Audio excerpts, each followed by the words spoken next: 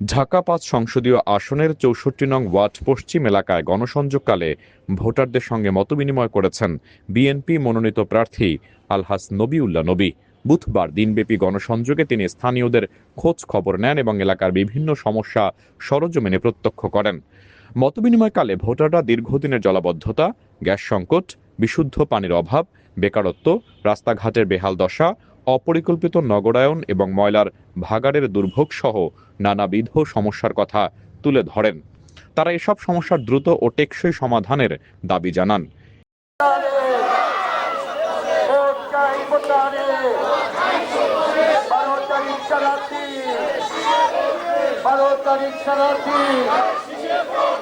উন্নয়নের সুযোগ দিয়ে নবী ভাইয়ের মার্কা, তারেক রহমানের মার্কা, ঢাকা পাশের মাটি নবী ভাইয়ের সালাম দেন, ধানের শীষে ভোট দেন, ধানের শীষে ভোট দেন, ভোট চাই ভোটারও, ভোট চাই সকলে,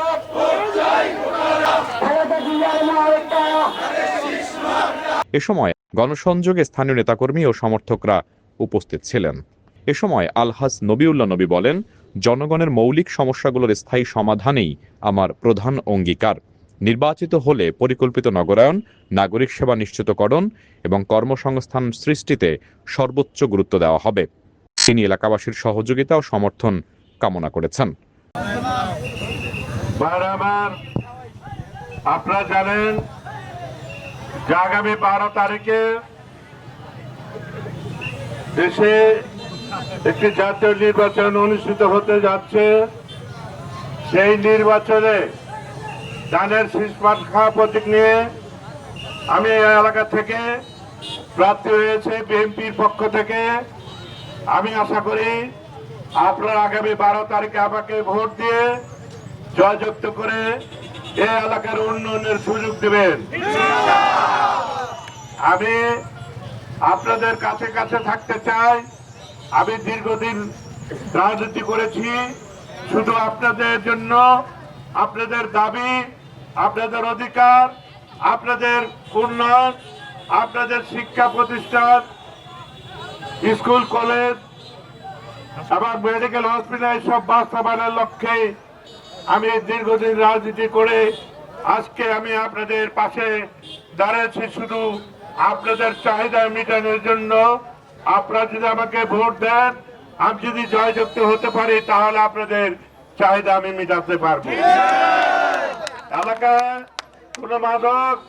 কোনো মাদক বিক্রেতা, কোনো মাদক কারবারি, কোনো সন্ত্রাসী ইনশাল্লাহ আগামী নির্বাচনের পরে যদি এলাকার এমপি হতে পারে 48 ঘন্টার মধ্যে ঢাকা 5 আসনে মাদক কারবারিরা বিদায় নিতে হবে।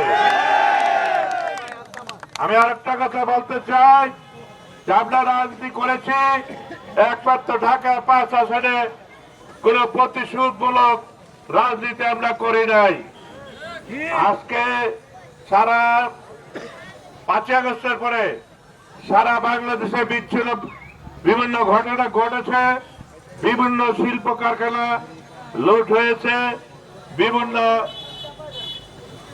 আমাদের প্রতিপক্ষ যেটি দল ছিল আওয়ামী লীগের বাসায় বাসায় ব্যবসা প্রতিষ্ঠানে আগুন দেওয়া হয়েছে, কিন্তু একমাত্র আমাদের ঢাকা 5 আসনে আমার নির্দেশে একটা আওয়ামী লীগ পরিবারের উপর হামলা হয় নাই এবং একটা আওয়ামী লীগ পরিবারের উপর কোন হত্যাকাণ্ড ঘটে নাই, কোন লুণ্ঠন হয় নাই, কোন অত্যাচার হয় নাই।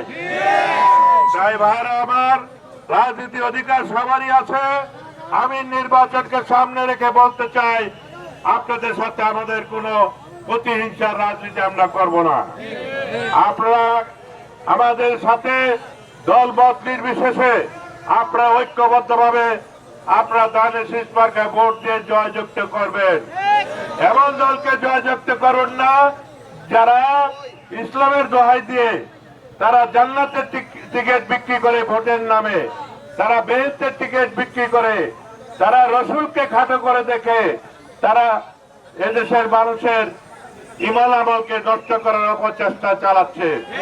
তারা যদি ক্ষমতা আসে তাহলে ওই যে রাজাকার 71 সালের স্বাধীনতা বিরোধী পক্ষরা আবার সোচ্চার হয়ে যাবে। এই দেশের মানুষের যে অধিকার, সে অধিকার আর ফিরে আসবে না। তাই ভাইরা আমার, আজকে এই রক্তটা দল আজকে যদি ক্ষমতা আসে, কোন ক্রমে সবচেয়ে বেশি ক্ষতিগ্রস্ত হবে বিতাড়িত যে আওয়ামী লীগ, তারা সবচেয়ে বেশি ক্ষতিগ্রস্ত হবে। তারা কেউ বাসায় ঘুমাইতে পারবেন না। আপনারা এই জন্য আমি বলি, আমাদের রাজনীতি হলো সুস্থ রাজনীতি। আমরা প্রতিশোধমূলক রাজনীতি করি না। ইনশাল্লাহ দলমত নির্বিশেষে আমাকে ভোট দিয়ে আপনারা শান্তিভাবে বসবাস করবেন, বাড়িতে ঘুমাবেন, কেউ আপনাদের কিছু বলবে না। আমি এই সাহস দিতে পারি। আগামী নির্বাচনে আপনারা অতি উৎসাহী ভাবে উৎসব মুখর নির্বাচন করবেন, ধানের শীষ মার্কায় ভোট দেবেন। এই বলে আমি আমার বক্তব্য শেষ করছি। আল্লাহ হাফেজ। বাংলাদেশ জিন্দাবাদ।